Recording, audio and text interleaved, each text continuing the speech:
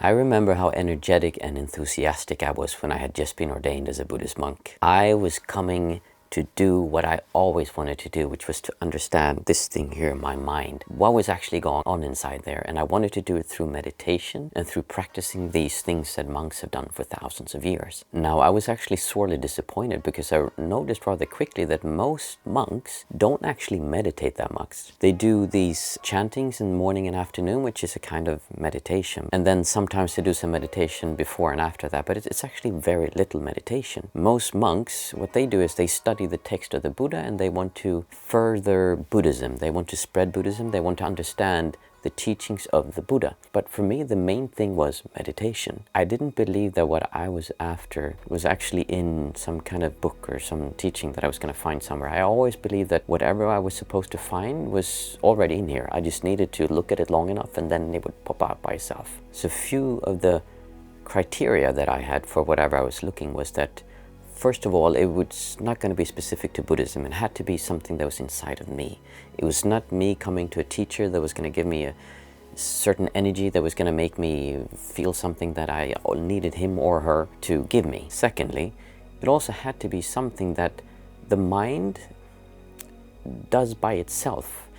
What I mean by that is I don't want it to be something where I tell my mind that it is a certain way, and then by doing that all the time I hold it in a state so that I'm experiencing reality differently. I believe that enlightenment, or the thing that I was looking for, was something that I would be working with myself and changing somehow how my mind works, and from that my mind would be different permanently, no matter what I did in the present moment. That doesn't mean that I believed that I was just going to do this and then I was done and I wouldn't have to work at all, but somehow there has to be some kind of permanent change instead of just a temporary change. Lastly, I also always believed that it had to be something that's inside of me. That's something that's inside of all of us. It can't be a specific thing to a person, to a time. In other words, in Buddhism, it's very common that people believe that enlightenment, or all these stages we go through, concentration states, is something we could do in the old days, but we can't do it anymore because now that's been lost to the ages.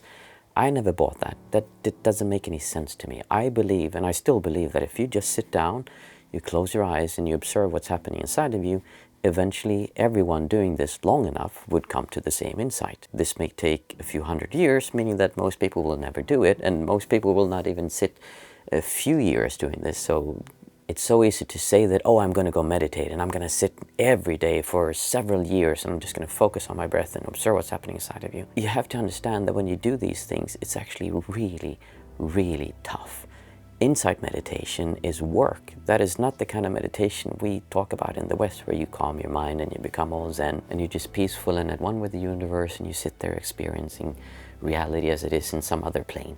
No, if you actually do insight meditation, vipassana, or experiencing reality as it is in this moment, it is work. It is the hardest thing I have ever done in my entire life. I've never done anything that is this tough as those years I did meditating. When I started out, I had the meditation when I was in these normal temples, I call them. They were not meditation centers. A temple is not a meditation center. A temple is a place of worship. It's a place where monks live to help the general public study the Dhamma, or to give blessings, or they live there to further their own practice, which many times is intellectual, meaning they read books and they try to understand the old text. I moved around to many meditation centers instead, which is where I spent all of my time, more or less, when I was a monk. And in the beginning, just like any of you who start meditating, you sit down, you close your eyes, and you're like, okay, what's supposed to happen? I'm not really feeling anything. I mean, I'm focusing on my breath and trying to get things to happen. So in the beginning, I remember it was actually really tough, not just to go through these things, but to actually understand what the heck I was supposed to do, because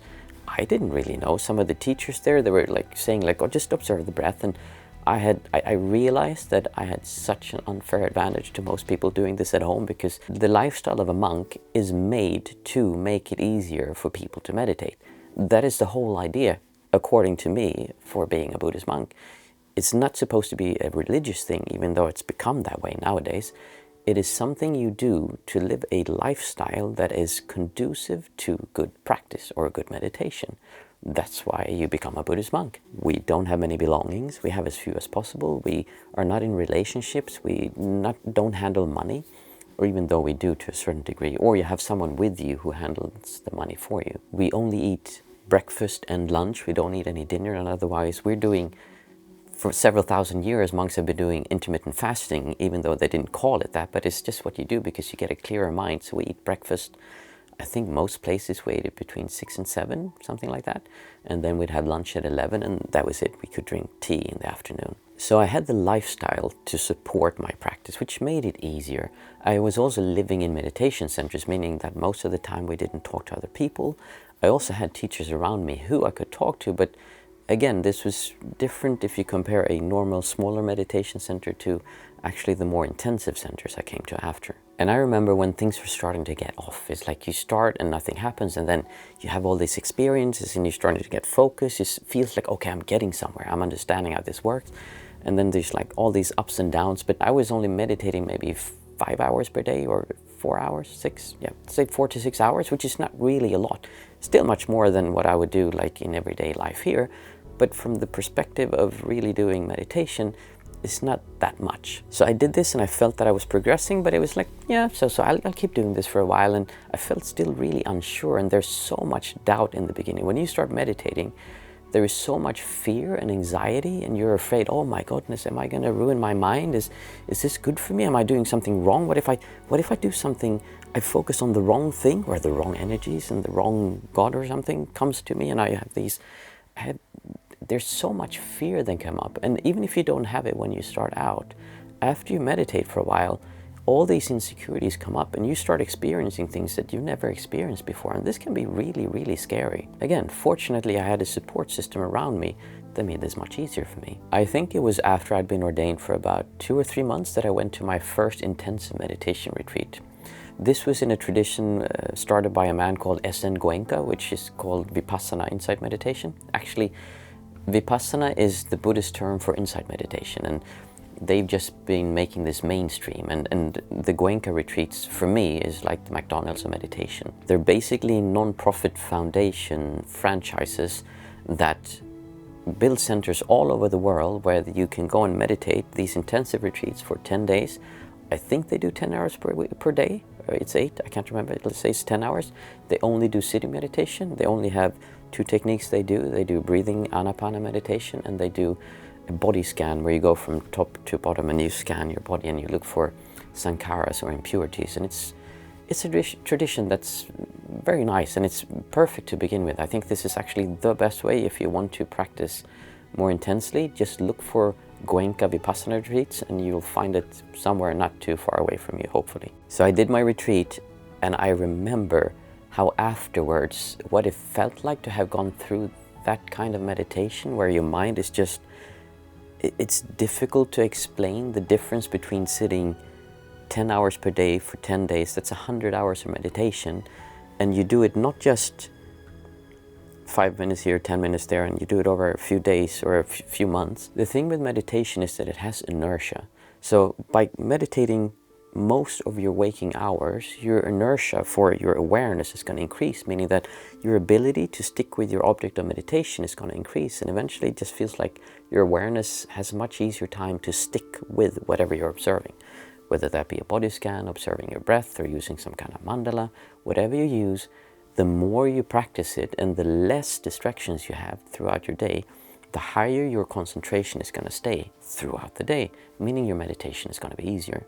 So doing an intensive retreat is completely different from doing 5 or 10 minutes in the morning and then 5 or 10 minutes in the afternoon. I would have to say though, just because I say this, if you do a 10-day retreat and then don't meditate, then it's not going to be of much use, because experiences are just experiences. They come and they go, and they're not at all as important as people make them out to be. So I was done with this retreat, and I was moving on, and I was thinking, oh my goodness, this is amazing. I really want to do more of this.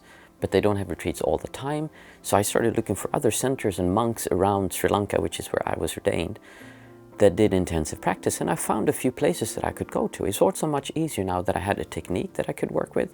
I had a kind of a goal, and I was working towards something. So I had been doing intensive meditation for about 3 months straight, meaning that I stayed at a center and I practiced intensely for a period of time which would usually for me be 3 months. I had done 3 months, and I was going to fly to Malaysia and go to a tradition that is a Burmese tradition founded by Sayadaw Mahasi, which is a really intensive, very strict style of meditating. And what they do is they have walking meditation and sitting meditation combined. So you would walk 1 hour and sit 1 hour. That's like how a day would work. There was a main monk, a teacher at the center, who would keep track of us, and you would have interviews every second or third day where you would sit and just talk for a few minutes.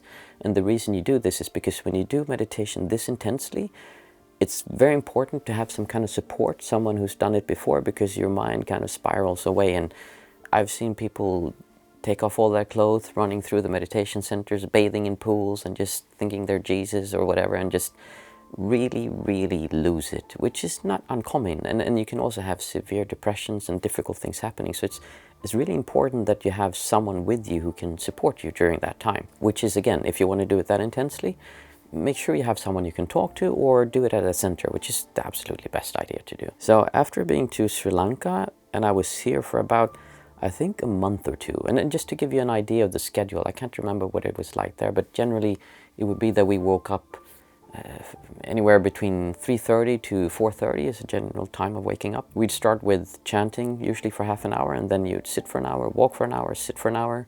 There'd be a gong, and then you went to eat breakfast, and you had maybe an hour and a half breakfast, sit 1 hour, walk 1 hour, sit 1 hour, and you'd have lunch at 11 or so. You'd have a lunch break for 1.5 hours, or yeah, around that. Some places had 2 hours.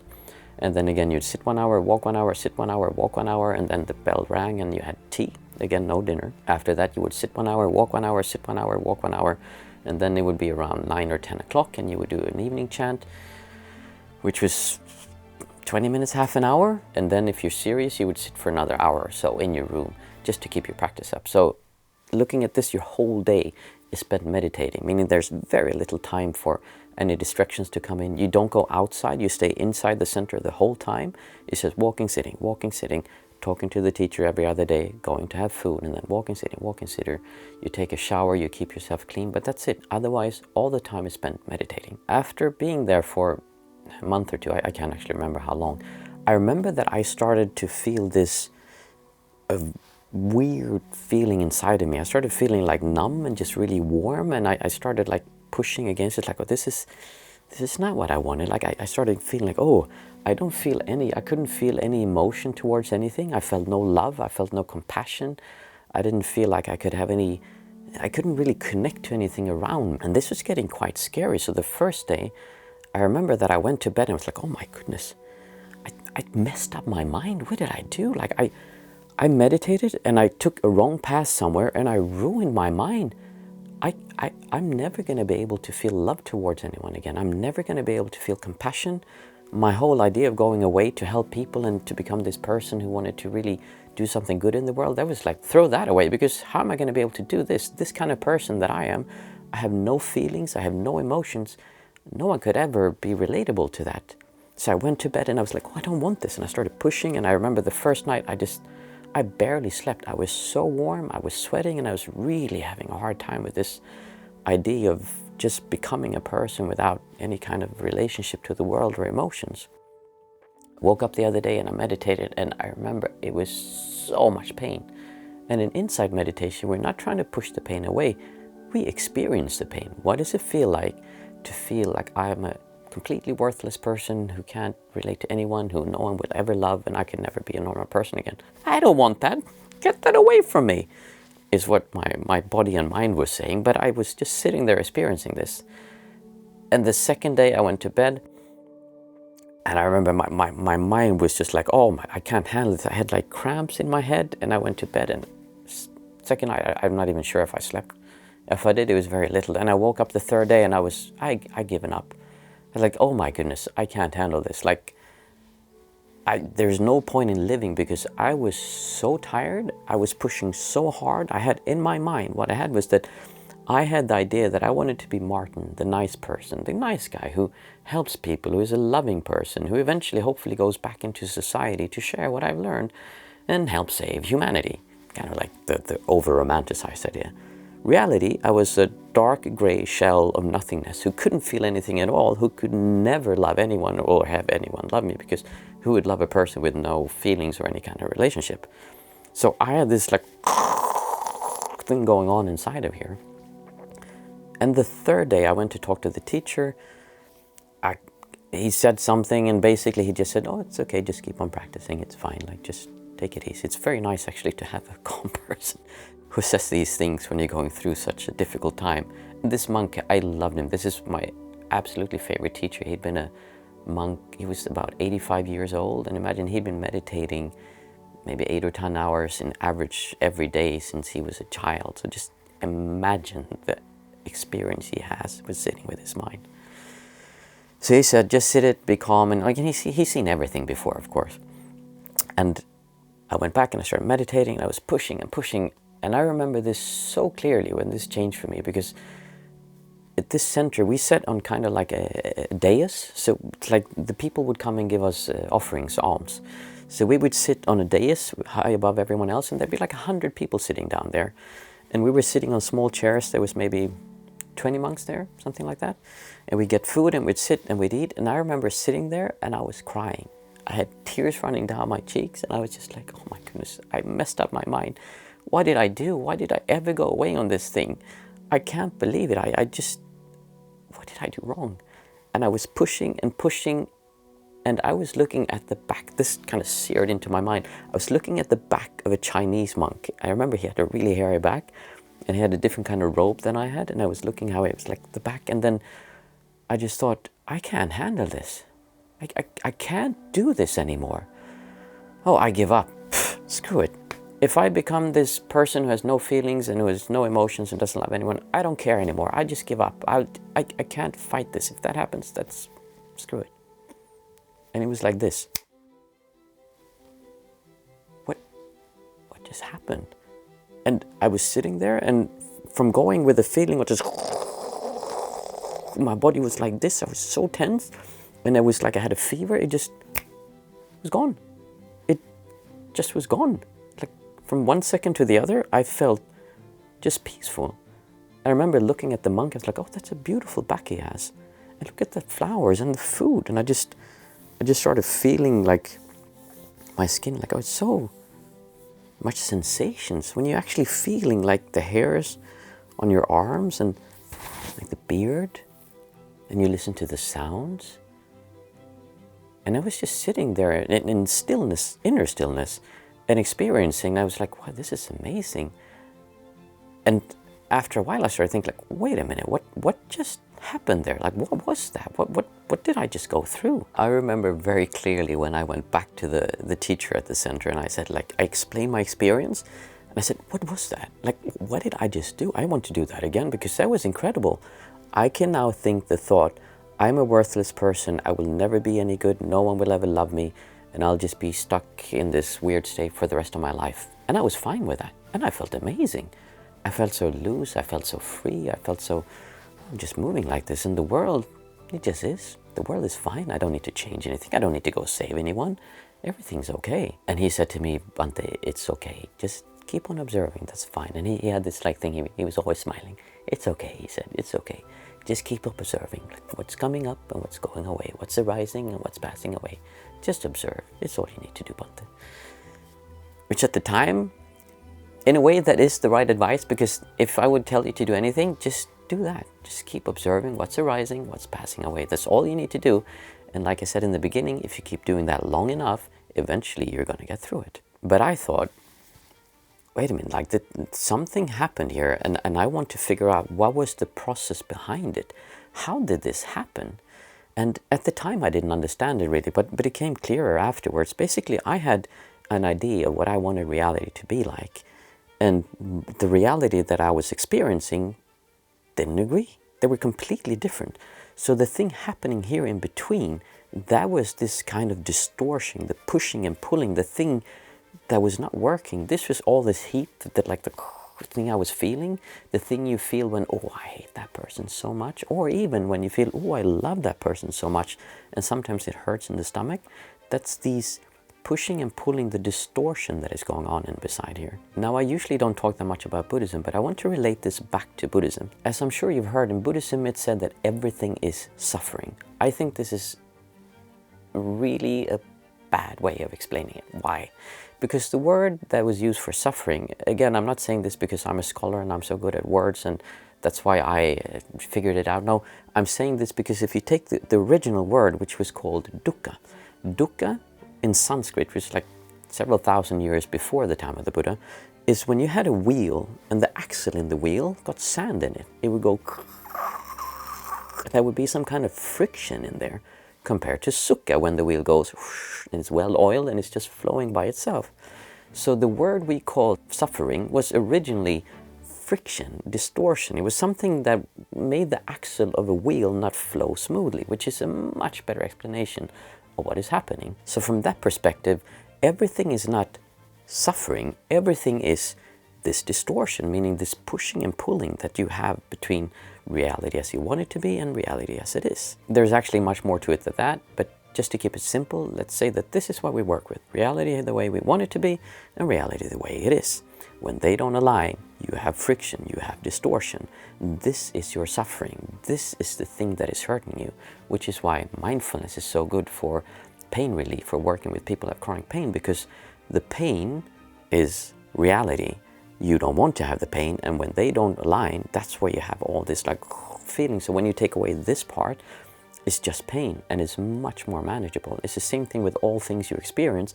If you could take away this distortion, that's when you're in, very similar to being in a flow state, or feeling zen, or you feel like everything is just working, or you're out in nature and you're watching a sunset and you just feel like, it's so nice, I'm just here, I don't need to do anything, I'm just experiencing reality as it is.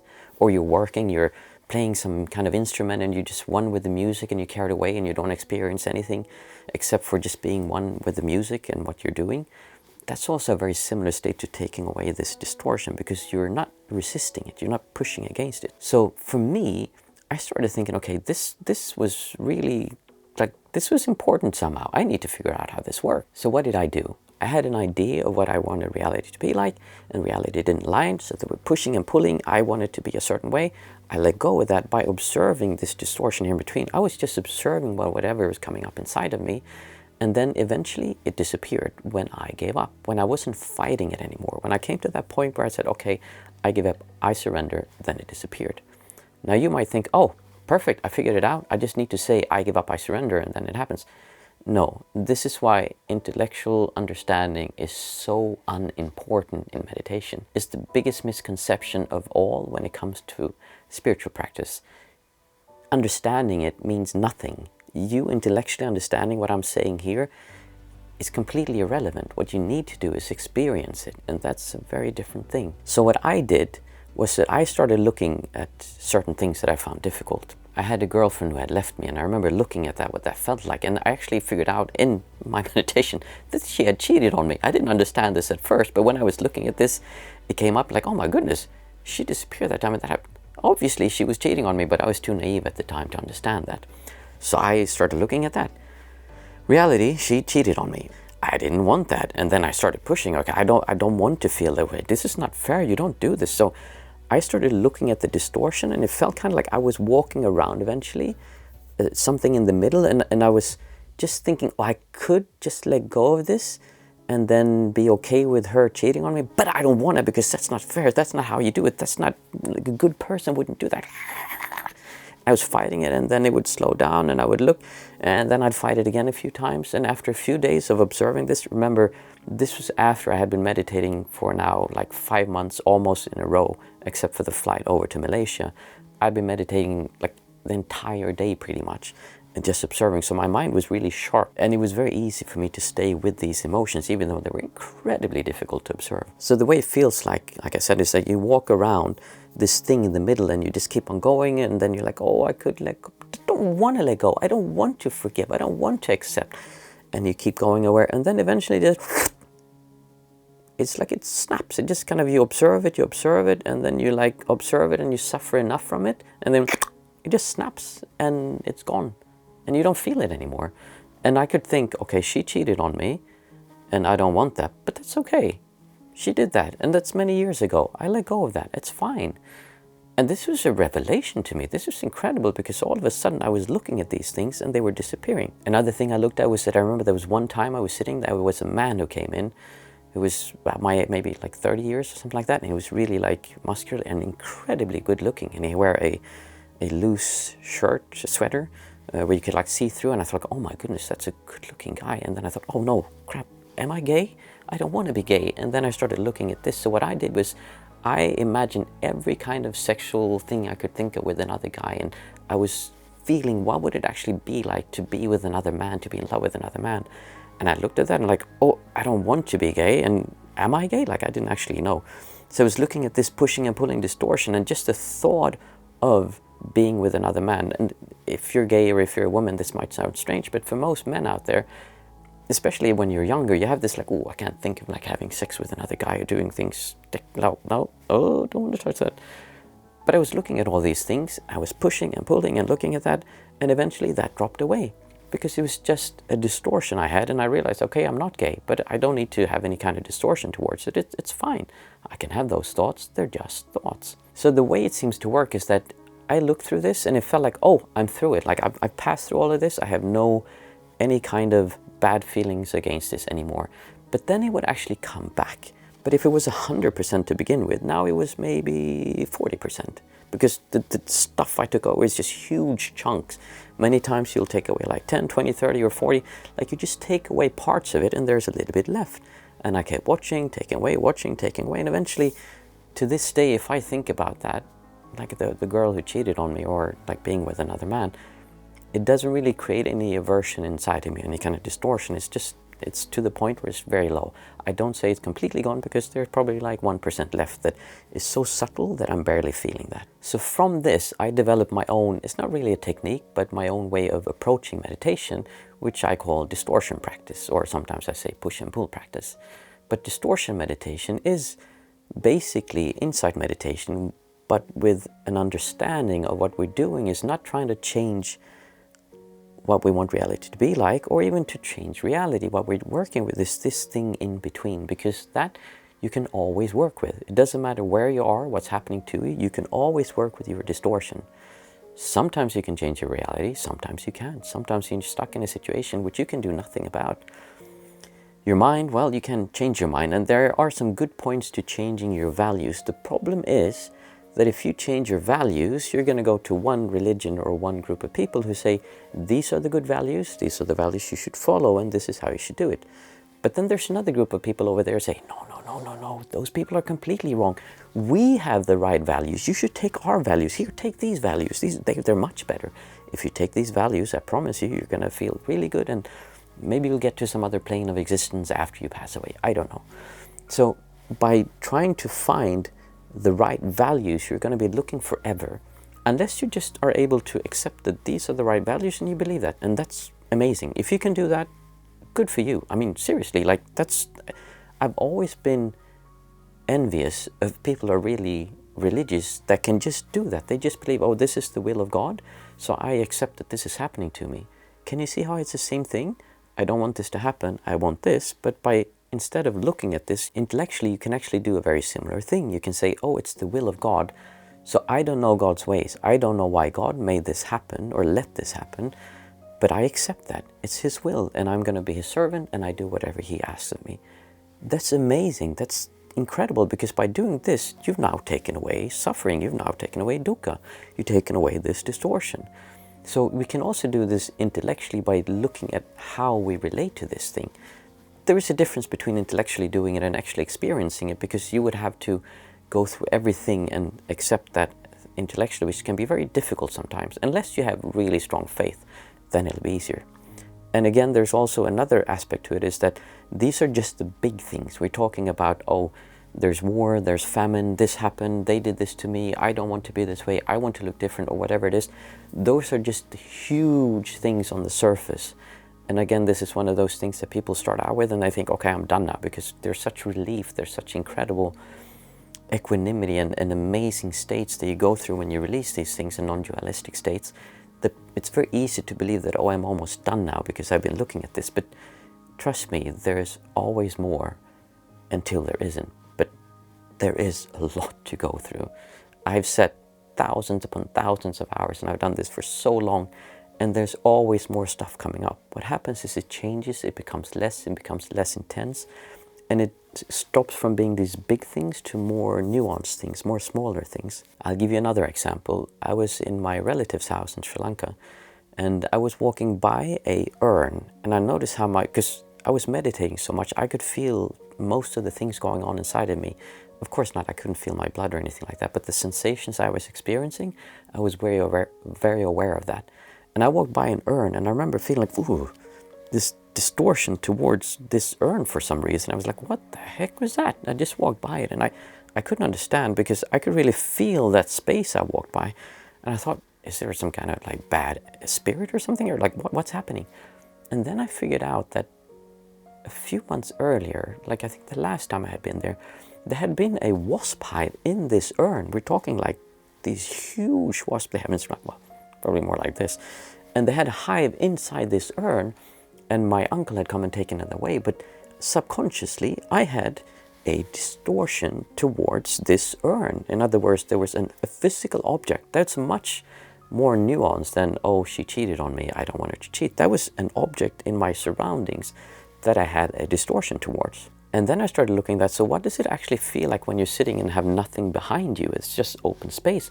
That has a distortion towards it. If you look at feng shui, which is how do you organize your room in a way that is conducive to feeling good and having good energies, for me that simply means that they have figured out what makes you have less distortion. So by having a big headboard above your head, you feel protected, and so you have less distortion, less fear. You have distortion towards colors, towards shapes, towards smells, towards taste. You have distortion towards everything. This is why there's so many more levels to practicing than most people realize. They think it's all these big things and now they're done. And then you go down further and you go down further, and in the end I don't actually know what it feels like, because I still have distortions. I've been meditating at times during these periods when I had come to what felt like not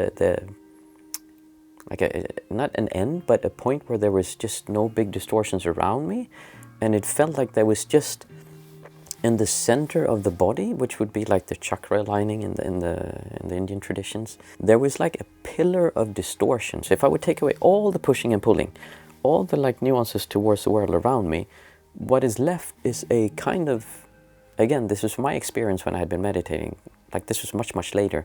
It just felt like I had just a pillar of distortion inside of me that had nothing to really push against. And if you ask me, I try to never interpret or go beyond, so I could say like these distortions, they're coming from a past life. I have no idea. I can't prove that. I don't know that. That's a belief, and that's all it is to me. It's a belief. I don't go any further with that. It might be, but for me it's pointless to discuss those things, because then I start arguing with you, and you say, no, that's not what it is, it's this, it's that. Well, you keep whatever belief you want to, because for me it doesn't matter. I am experiencing this right now. Where it comes from is not really important.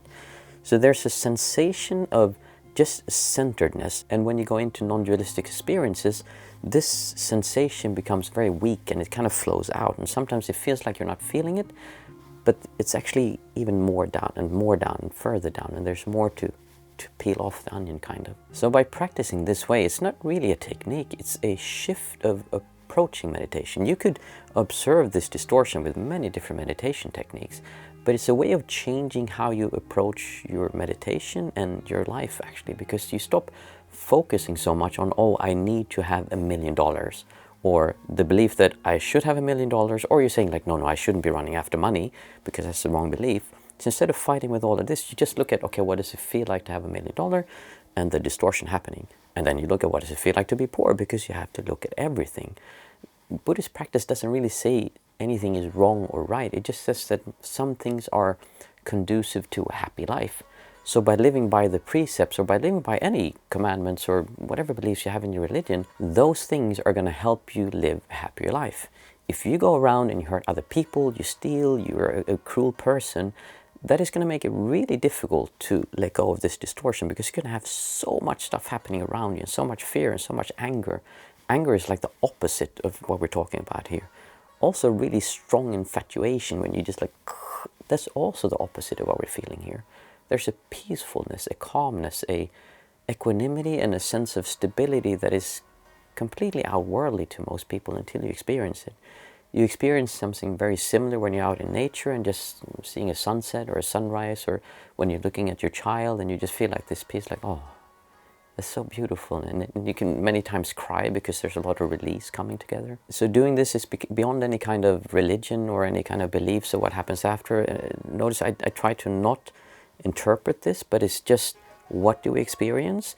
I really make sure when I give courses to tell people, like, I'm not giving you any values that you should follow, and if you follow these then you get into heaven or some other place. I leave that up to you, because very likely most people I met had good values, so they had access to good values that they could follow. So who am I to say that the values of this religion is better than that religion, or follow this specific person over there because they have the right values? I don't know. I just know that most values that most religions have are actually really good, and they're, if you would follow them, if you would actually follow those values and ideas, then it would be really good, which is a different thing from just having them. So this is basically how I ended up practicing the way I did. Fortunately for me, I discovered this in the first year that I was ordained. Like I said in the beginning, I can't remember if it was like half a year or maybe a year after. It was not very long after I had started really meditating intensely. After doing this practice for 6 years, I felt that I wanted to subject myself to more distortion, which really, if you have children, there's a lot of distortion to look at. When you go to work, when you have a fiance, or you're married, or having friends, and like, there's so much to look at. So being able to do this in an environment where you're just at a meditation center, that is all good and done. But you also need to be able to do this in all situations, because there's more things that you have a distortion towards. If you haven't seen it before, I'd also recommend you to have a look at my video about why I became a Buddhist monk and went away, because there I bring up some of these things where I talk about how I was constantly searching for the meaning of life, for what am I supposed to do with my life. I thought it was money, I thought it was girls, and I was looking for something. When you look at this, you realize that the search for meaning is a distortion of itself. You don't need to have any meaning other than what you want to give it. And then you do whatever you think is best with your life.